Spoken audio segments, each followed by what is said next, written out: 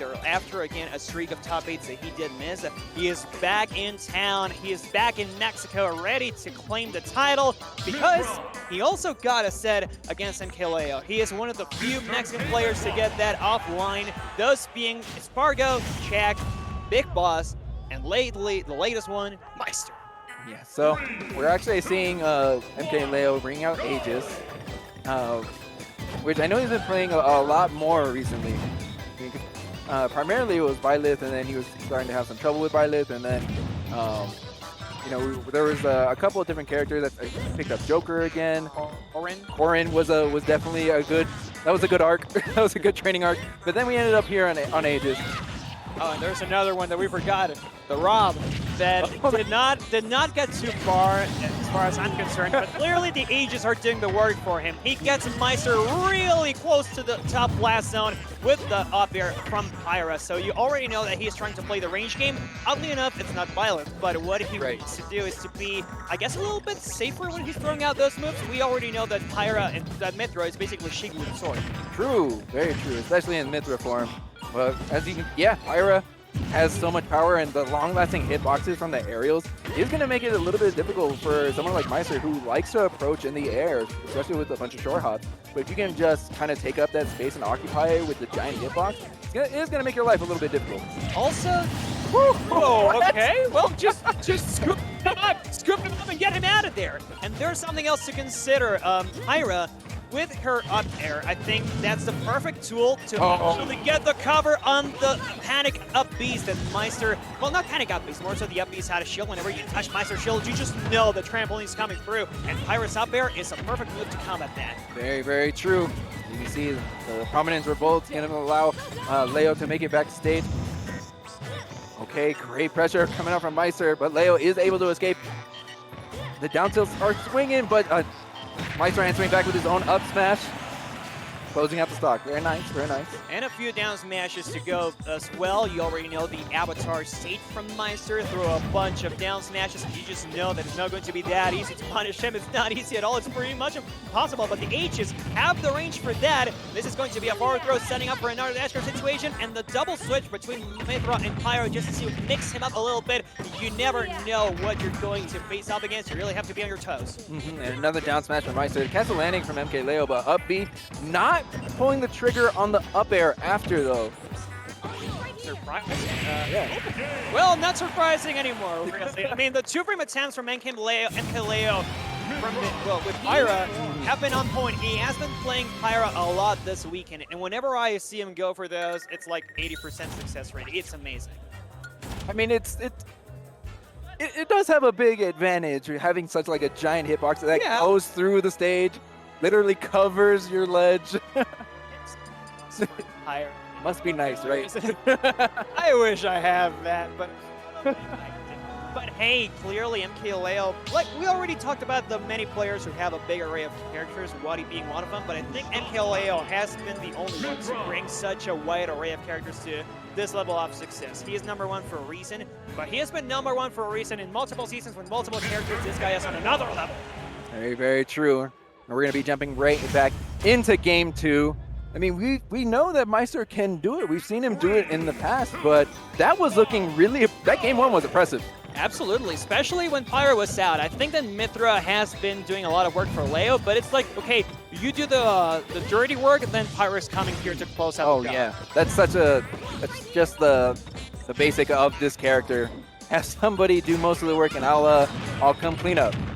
And by the way, I think this is the first or second time I've seen him go for the side B as well. I don't usually see Aegis players holding back with the Pyra side B that much, but MkLeo has not been using it much to cover any space. He knows that Maister is quick to close the space out, so it might just bite him in the foot. Yeah, but I mean, you can understand why Leo isn't really going for that kind of an option. Maister looks so ready just to reflect it back. Like, he is so quick to bring out the bucket. Be like, come on, Leo, send it my way. And of course, this way comes Maister again. No downer this time around to cover the ledge. And Maister gets a back throw, hoping for an edge guard situation here. But no, it's going to be MkLeo getting Maister out of there from coast to coast as well. The down smash will not bury MkLeo either. Maister has to work extra hard. That down smash, if it buried, that was going to be the stock for sure. But MkLeo living just a little longer. Yeah, just still sitting in Pyra mode as Maister has to continue to approach and deal with this giant hitbox, throwing out a bomb. These forward airs do maintain the hitbox all the way down, so he can apply pressure for Maister to either approach or retreat or set up for a trap. But down tilt into up air for MkLeo.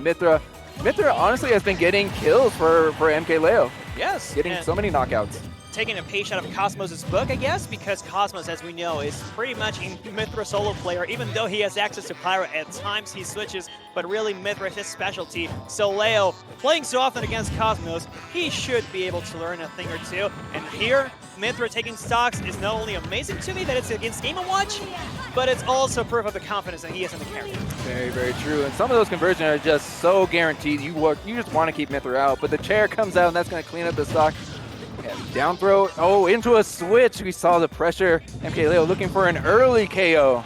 And trying to go for this Coops once again. Not enough percent though. Maister still living. And of course, making it back to stage with that neutral air. And he did not eat Leo's jump. He still has the side B as well. But Leo does not want to be put in that situation. We know how exploitable it could be to get the KO on the Aegis. Let's see Pyra mode once more. Okay, here's the up throw into Fishbowl. Even attacking a little bit extra damage with the up B. Oh, the Prominence Revolt though! It's so similar to the way that like a Cloud player would use their own up B. It's just bringing back flashbacks, and you have to respect it as Maister being so light. We saw how far that move launched him. Yes, and I think he's holding forward a little bit too much. MkLeo not only calling out the moves, he's also calling out Maister running in the first place. Like, you can't approach, buddy. At this point, it's looking like MkLeo really has Maister's number whenever he tries to approach. And I don't really see Maister closing out the distance that easily, not without taking some percent and some trades. The neutral B just getting so much mileage out of it, being able to convert from down tilt into Mythra's neutral B, doing a multi-hit, dragging in. It'll even do your taxes if you wanted to. Does it wake me up in the morning? Oh, you can. Oh, let's go. Is that how you want to be woken up? I'll take 3 of those, please. But still, Maister, I don't think he got woken up quite in time. MkLeo, even with all this percent, is only waiting for the last hit, and that's game number 2 with the 2 stock. MkLeo really looking to speedrun this. Yeah, MkLeo looking so confident. Look at this player, best player in the world. That's what we expect from him, right? We also expect this because historically, even though Maister took a set, that's what we would say, right? He took a set. He took a single set. They have matched up so many times, and most of those, not like they have been a terror from MkLeo. Maister does put up a fight most of the time. They went to Game 3 at EVO 2019, for instance. That was a very, very chaotic situation. They could have gone, well, Maister could have eliminated Leo at that EVO, and then history would have changed definitely. But here we are. History changing moment. Wait, what? Are you kidding me? Not Sora anymore. The Sora win rate account, I think you can take the day off because Maister is not going Sora today. He's going Steve. Wow, that's actually insane. This is a pick I was not expecting from Maister. I mean, Maister is really known for being the character loyalist that he is, really sticking it out and going the distance as far as he can with the character that he's played for how many years now? But to see a switch to Steve, this is unheard of. I know, and Steve has been shining in this bracket. You might remember that Mr. R fell to a Steve player called Suadero. If you guys come to Mexico, you should order some Suadero tacos. Those are great. But he has been the one who has actually found success. Andric defeated Manny earlier on, and now Maister is trying to really pull up the mix-up against MkLeo. So far, so good, actually. Yeah, it's actually doing very well, but here we go. We see the double nair into the neutral B for Mythra. That's actually true, I believe. Yes. As soon as that first nair landed, we saw the direction that Maister was going. It was lights out, but guess what? The answering right back. And Maister does not take his time to build up to that diamond. Remember, Steve's materials are not random. It's really all a matter, it's a sequence, and then it's a matter of time you spend mining to get the redstone and the diamond and the gold at that. So you're not seeing Maister mine so much because MkLeo is harassing him constantly, so that's really good. Yeah, when there's a waifu throwing out so many attacks with lightning swords in your face, it's going to be difficult to do your job in mine. Yeah, sir.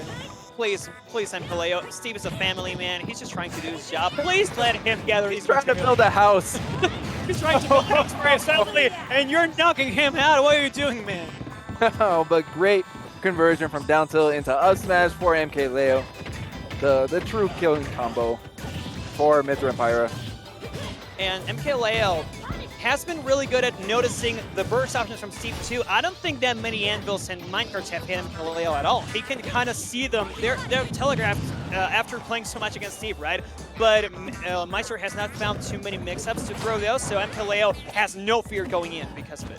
Very true, especially with like the minecart. We do see it coming out like quite often from Maister. However, it does always follow a similar trajectory. So as long as MkLeo doesn't occupy that space that it's going to be taking, then he should be good. As you can see, he's just like typically playing underneath it. And MkLeo thanking Maister for giving him the experience against Steve for when he finally has to play a Cola, whenever that happens. Oh yes. Because that's a matchup that we do want to see, right? That's the Steve that we want to see. But unfortunately for Maister, this Steve is gone. MkLeo is now in winners finals, and Leo defeats Maister 3-0 at that, sending him to the losers bracket. I think, like, let's see. Okay, so we've done 3 sets so far, and 2 of them were 3-0s. All 3 of them have 3-0s. All 3 of them. So we're on a 3-0 train right now. Yes. Yeah. If Gluto defeats the Buzz 3-0 or vice versa, that would be. I don't think it's going to be our entire block of 3 composed of 3-0s. We might get another set, but this has been going by super fast. Production thinks you